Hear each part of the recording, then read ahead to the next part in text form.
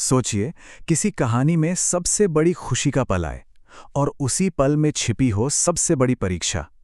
आज हम एक ऐसी ही कहानी की बात करने वाले हैं जहां अयोध्या के सबसे बड़े जश्न में एक ऐसी चुनौती छुपी थी जिसका इंतजार शायद सदियों से हो रहा था। और ये जो लाइन है ना, बस यही है इस पूरी कहानी का निचोड़। मतलब समझिए कि जिंदगी का सबसे बड़ा सुख अक्सर सबसे बड़ी चुनौती की तैयारी होता है। और बस यहीं से, इसी एक सोच से पूरी कहानी आगे बढ़ेगी।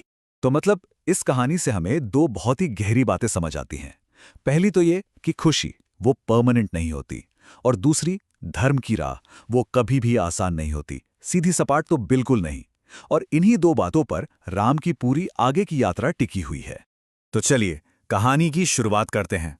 सीन है मिथिला का। एक बहुत ही इमोशनल विदाई हो रही है। राम और सीता अयोध्या के लिए निकल रहे हैं। राजा जनक राम से जो कहते हैं वो जरा सुनिए। हे राम, मैं अपनी पुत्री नहीं, अपनी तपस्या सौंप रहा हूं। सोचिए कितनी गहरी बात है ये। वो सिर्फ अपनी बेटी नहीं दे रहे हैं, बल्कि अपनी पूरी जिंदगी की तपस्या, अपनी पूरी स्पिरिचुअल लेगेसी सौंप रहे हैं। तो ये सिर्फ एक शादी नहीं, ये एक जिम्मेदारी का ट्रांसफर। और फिर वो सफर शुरू होता है। मिथिला से विदाई सिर्फ एक विदाई नहीं, बल्कि एक जिम्मेदारी का हस्तांतरण है। रास्ते में जो गांव जंगल पड़ते हैं, वो सब इस दिव्य जोड़े के गवाह बनते हैं। फिर वो पल आता है जब सीता दूर से पहली बार अयोध्या को देखती हैं। उनके लिए ये एक मौन समर्पण का पल है। और फिर अयोध्या में एंट्री। अरे पूरा शहर जैसे जश्न में डूब गया था, अपने राजकुमार की वापसी की खुशी में जिंदा हो उठा था। अयोध्या में स्वागत भी दो तरह का होता है, और ये बहुत इंटरेस्टिंग है। एक तरफ हैं राजा दशरथ, जो एकदम भावुक हो जाते हैं, कहते हैं आज मेरा जीवन पूरा हो गया। वो सीता में साक्षात देवी लक्ष्मी को देखते हैं। और दूसरी तरफ है मां कौशल्या। उनकी खुशी में भी एक हल्की सी चिंता है। वो कहती हैं, पुत्री, राजमहल तो सरल है पर धर्म कठिन है। देखिए, एक पिता का प्यार है और एक मां की चिंता जो आने वाले वक्त को शायद देख पा रही हैं। अब तक तो जश्न का माहौल था, लेकिन अब कहानी का फोकस बदलता है। अब बात पर्सनल जिम्मेदारी की होगी, लीडरशिप के साथ जो आशीर्वाद मिलता है और जो बोझ आता है उसकी। और ये एक बहुत बड़ा टर्निंग पॉइंट है। गुरु वशिष्ठ का आशीर्वाद मिलता है। आज से तुम्हारा जीवन केवल तुम्हारा नहीं, यह समाज का पथदर्शक बनेगा। मतलब साफ है, अब उनकी पर्सनल लाइफ और पब्लिक ड्यूटी एक हो चुकी है। अब वो सिर्फ राम और सीता नहीं, बल्कि समाज के लिए एक मिसाल हैं। और जब सारा जश्न खत्म हो जाता है, रात की खामोशी में राम छत पर अकेले हैं, और उनके मन में एक सवाल उठता है, क्या ये सुख मुझे बांधने आया है या परखने?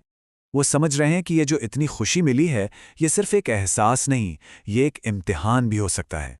तभी सीता उनके पास आती हैं, और दोनों के बीच कोई बात नहीं होती, जरूरत ही नहीं है। उनका चुप रहना ही अपने आप में एक पूरी बातचीत है।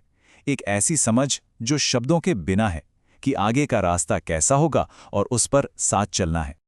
और ठीक इसी पल, जब सब कुछ इतना अच्छा चल रहा है, कहानी में एक अंधेरा साया दस्तक देता है। एक तरफ खुशी का माहौल है, और दूसरी तरफ एक साजिश की आहट, जिसका किसी को अंदाजा भी नहीं है। देखिए, दरबार में सब एक मत है। मंत्री और राजा दशरथ सब मानते हैं कि अब राम को युवराज बना देना चाहिए।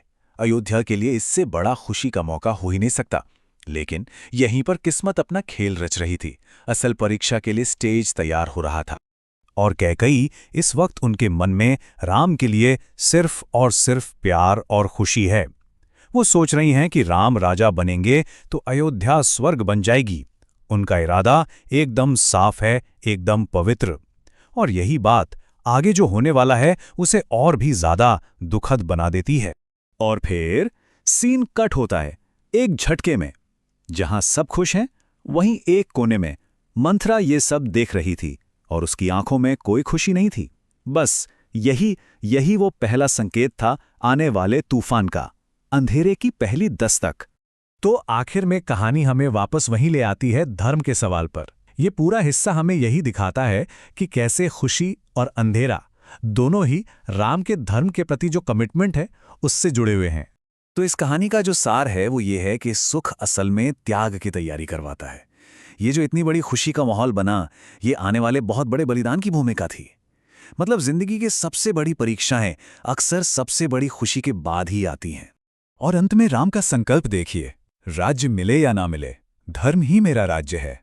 क्या कमाल की बात है।